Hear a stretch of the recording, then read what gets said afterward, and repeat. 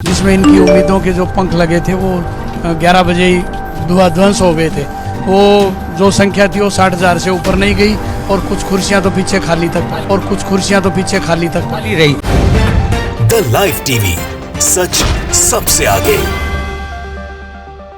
नमस्कार, मैं हूं रंजीत झा और आप देख रहे हैं द लाइव टीवी। राजस्थान में भारतीय जनता पार्टी की हालत तो वैसे भी खराब है, लेकिन अब प्रधानमंत्री नरेंद्र मोदी बीजेपी को उबारने के लिए वहां ताबड़तोड़ रैलियां भी कर रहे हैं और इस रैलियों का सच भी अब सामने आ गया है। मोदी जी की रैलियों में बीजेपी दावा करती है वो गए हैं तो भीड़ रिकॉर्ड तोड़ आएगी, इतनी भीड़ आएगी कि भाजपा शायद चुनाव जीत जाए। लेकिन उस रैली में मौजूद एक दर्शक ने, एक सुनने वाले ने पूरी पोल पट्टी खोल कर रख दी कि राजस्थान के सीकर में जब प्रधानमंत्री नरेंद्र मोदी भाषण देने गए तो खाली कुर्सियों को भी वो भाषण देकर आए हैं और जिस भीड़ की उम्मीद की जा रही थी उससे बहुत कम संख्या में ही प्रधानमंत्री नरेंद्र मोदी को सुनने के लिए भीड़ वहां पहुंच सकी। दरअसल जिस क्षेत्र को वो साधने की कोशिश कर रहे हैं उसमें 21 सीटें हैं, काफी महत्वपूर्ण हैं और वहां कांग्रेस का दबदबा है। बीजेपी इस तिलिस्म को तोड़ने के लिए पीएम मोदी का प्रयोग करना चाहती है, लेकिन हकीकत क्या है सबसे पहले जरा आप एबीपी न्यूज में इस दर्शक को सुन लीजिए, वो क्या कुछ कह रहे हैं मोदी की सभा के बारे में। जिसमें इनकी उम्मीदों के जो पंख लगे थे वो 11 बजे ही ध्वंस हो गए थे। वो जो संख्या थी वो 60,000 से ऊपर नहीं गई और कुछ कुर्सियां तो पीछे खाली रही। तो सुना आपने, ये हकीकत है। राजस्थान में भारतीय जनता पार्टी संघर्ष कर रही है। कांग्रेस के मुकाबले उनके पास ना कोई ठोस रणनीति है, ना कोई ठोस प्लान है जिसके जरिए वो राजस्थान में अपनी नैया पार कर सके। प्रधानमंत्री नरेंद्र मोदी 9 महीने में 8 बार राजस्थान जा चुके हैं।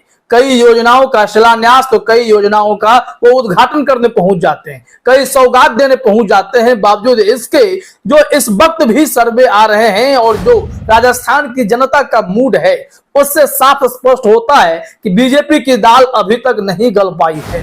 जेपी नड्डा हो, अमित शाह हो, हर कोई प्रयास कर चुके हैं, तरह तरह की बैठकें कर चुके हैं। इन सब के बावजूद उन्हें मनवांछित फल प्राप्त नहीं हो पा रहा है। राजस्थान में प्रधानमंत्री नरेंद्र मोदी अशोक गहलोत पर निशाना साधते रहते हैं, लाल डायरी का पन्ना खुल जाएगा तो अच्छे अच्छे निपट जाएंगे। ऐसे में कांग्रेस की तरफ से भी पलटवार हो रहे हैं। लेकिन जो मूल मुद्दा है राजस्थान विधानसभा चुनाव में क्या होने वाला है, एबीपी न्यूज पर जिस दर्शक ने प्रधानमंत्री नरेंद्र मोदी की पोल खोली, उनके सभा के बारे में बताया कि कुर्सियां खाली रह गई हैं, उनका यह भी दावा है कि कांग्रेस फिर आएगी सत्ता में, वो लगातार कंटिन्यू करने वाली है और ऐसे में बीजेपी की नींदें तो उड़ जाएंगी। दरअसल वोटर्स की बातों पर ही तो सर्वे तैयार होते हैं, वोट क्या पड़ता है उसके बाद एग्जिट पोल आ जाते हैं। ऐसे में अभी फिलहाल तो ओपिनियन पोल सर्वे ही आ रहे हैं। इन सब में कांग्रेस राजस्थान में मजबूत दिखाई पड़ रही है। ना सिर्फ राजस्थान में बल्कि मध्य प्रदेश में भी कांग्रेस की वापसी की पूरी उम्मीद है। दरअसल ये सब राहुल गांधी और मल्लिकार्जुन खड़गे की रणनीति का कमाल है कि कर्नाटक और हिमाचल में असर तो हुआ ही हुआ और अब मध्य प्रदेश और राजस्थान की बारी है।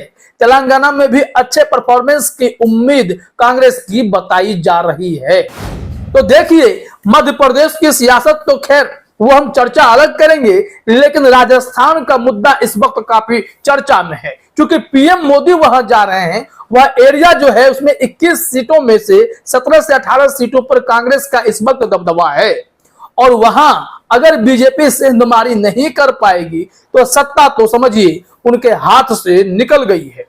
वैसे भी राजनीतिक विश्लेषक कहते हैं कि वसुंधरा राजे का नाम सीएम के तौर पर आगे नहीं करके भारतीय जनता पार्टी ने बहुत बड़ी भूल कर दी है और इसका खामियाजा उन्हें इस विधानसभा चुनाव में उठाना पड़ सकता है। दरअसल कांग्रेस के पास ठोस रणनीति है, इतना ही नहीं, जो उनकी योजनाएं हैं वो जनता को भा गई हैं। फिर चाहे उसमें कांग्रेस ने जो बिजली मुफ्त दी है या फिर सिलेंडर के दाम काफी कम कर दिए हैं या हेल्थ को लेकर जो बीमा योजना चलाई है, ये सारी चीजें कहीं ना कहीं वहां की जनता को अट्रैक्ट कर रही हैं और फिर बीजेपी के लिए मुसीबतें भी खड़ी कर रही हैं। आपको याद होगा कि जेपी नड्डा ने एक बड़ी बैठक की, वसुंधरा राजे को भी वहां बैठना था, लेकिन किसी का फोन आया और वो वहां से उठ खड़ी हुई, निकल पड़ी। उनके साथ जो उनके बॉडीगार्ड घूम रहे थे, आधे घंटे तक वो फोन पर ही लगी हुई थी। नड्डा की बैठक में उन्होंने एक्टिविटी नहीं दिखाई। ऐसा माना जाता है कि भारतीय जनता पार्टी में शीर्ष नेतृत्व ने राजस्थान में वसुंधरा राजे को दरकिनार करने का प्लान बना लिया है। गजेंद्र सिंह शेखावत, जिनका सिक्का इस वक्त राजस्थान में चल रहा है, केंद्रीय मंत्री हैं और वहां वसुंधरा राजे से उनका अलग ही 36 का आंकड़ा है। गुटबाजी राजस्थान भाजपा में खूब है। वसुंधरा राजे का गुट कहता है कि उनके ही वसुंधरा राजे जी को यानी सीएम फेस बना दिया जाए, लेकिन गजेंद्र सिंह शेखावत का गुट कहता है कि हमें चुनाव तो पीएम मोदी के चेहरे पर ही लड़ना चाहिए। बाद में तय कर देंगे कि राजस्थान का मुख्यमंत्री कौन बनेगा। गजेंद्र सिंह शेखावत की पसंद जो है वो इस वक्त राजस्थान विधानसभा में नेता प्रतिपक्ष के तौर पर काम कर रहे राजेंद्र सिंह राठौर हैं। राजेंद्र सिंह राठौर का नाम वो हमेशा आगे करना चाहते हैं, लेकिन वसुंधरा राजे के होते हुए उन्हें भी मुश्किलों का सामना करना पड़ रहा है। ऐसे में अब प्रधानमंत्री मोदी के सहारे नैया पार करने की जो कोशिश की जा रही है, इस कोशिश में वो खाली कुर्सियां भी मुसीबत बनती जा रही हैं। कांग्रेस की योजनाएं तो परेशान कर ही रही हैं, लेकिन अगर मोदी जी की सभाओं में कुर्सियां खाली रहेंगी और खुद उस सभा में मौजूद लोग पोल पट्टी न्यूज चैनलों पर खोलते जाएंगे, तो निश्चित तौर पर भारतीय जनता पार्टी के लिए राजस्थान का सपना चकनाचूर भी हो सकता है।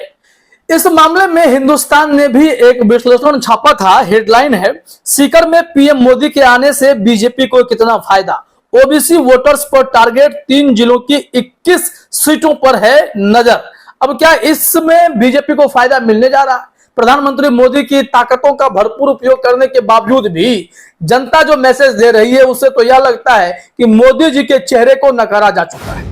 मोदी जी अपनी ताकत का इस्तेमाल कर्नाटक में करके देख चुके हैं, हिमाचल में फोन करके भी देख चुके हैं, चुनाव प्रचार करके भी देख चुके हैं, लेकिन उन जगहों पर मोदी जी का जादू बिल्कुल भी नहीं चला है। यहां भारतीय जनता पार्टी फिसड्डी साबित हो गई है और अब राजस्थान में भी फिर से मोदी जी के चेहरे को आगे कर दिया गया है और ऐसी उम्मीद जताई जा रही है कि वही कमाल कर देंगे। यहां पर ना तो वसुंधरा राजे की जरूरत है, न ही किसी और नेता की। जो करेंगे मोदी जी कर लेंगे, लेकिन जनता जो बता रही है उससे साफ लगता है कि राजस्थान में सत्ता परिवर्तन नहीं होने जा रही है। कांग्रेस की ही सरकार वहां बनी रहेगी। हालांकि जो 21 सीटों की बात है उसको लेकर जो कहा जा रहा है, जरा देखिए, इसमें कहा गया है कि पीएम मोदी 27 जुलाई को राजस्थान के सीकर जिले में बड़ी जनसभा को संबोधित करेंगे। चूंकि यह खबर उनके जाने से पहले की है, इस वजह से इसमें ऐसा लिखा गया है, लेकिन जो मुख्य पॉइंट है उसे समझना जरूरी है। शेखावटी का यह इलाका कांग्रेस के किला माने जाते हैं। विधानसभा चुनाव 2018 में सीकर, चूरू और झुंझुनू की 21 में से 17 सीटों पर कांग्रेस ने जीत हासिल की थी। बीजेपी का सुपड़ा साफ हो गया था। बीजेपी के रणनीतिकारों ने कांग्रेस के किले में सेंध लगाने के लिए पीएम मोदी की जनसभा करवाई है।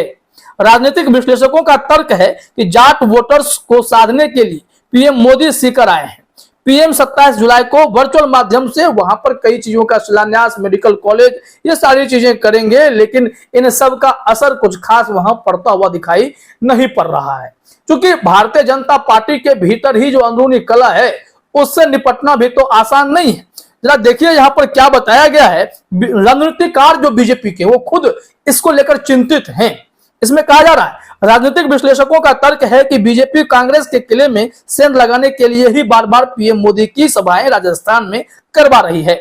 पिछले 9 महीने में पीएम मोदी की यह 8वीं जनसभा है। सियासी जानकारों का कहना है कि इससे अंदाजा लगाया जा सकता है कि बीजेपी राजस्थान को लेकर कितना गंभीर है।